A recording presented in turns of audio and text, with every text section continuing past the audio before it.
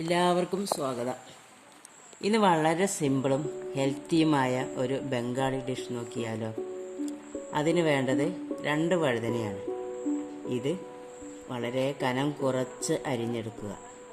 ഇതിലേക്ക് മുളക് പൊടി, മഞ്ഞൾപ്പൊടി, ഉപ്പ് എന്നിവ ചേർത്ത് അല്പം വെള്ളം ഒഴിക്കാം.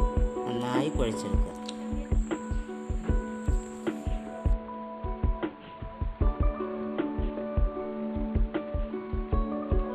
ഒരു പാൻ എടുത്ത് ചൂടാക്കി അല്പം ഓയിൽ ഒഴിക്കുക. ഞാനിവിടെ സൺഫ്ലവർ ഓയിലാണ് എടുത്തിട്ടുള്ളത്. ശേഷം ഈ വഴുതന ഓരോന്നായി എടുത്ത് പാനിൽ നിരത്തുക. എന്നിട്ട് പൊരിച്ചെടുക്കുക.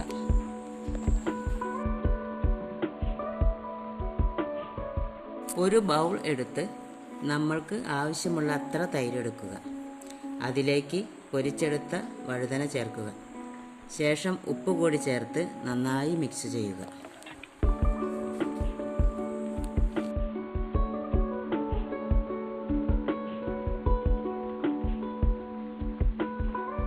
വറവിനായി ചൂടായ വെളിച്ചെണ്ണയിലേക്ക് അല്പം നല്ല ജീരകം, വറ്റൽമുളക്, ചെറുതായി അരിഞ്ഞെടുത്ത ചെറിയ ഉള്ളി, കരിവേപ്പില, 1 സ്പൂൺ മുളക് പൊടി എന്നിവ ചേർക്കുക.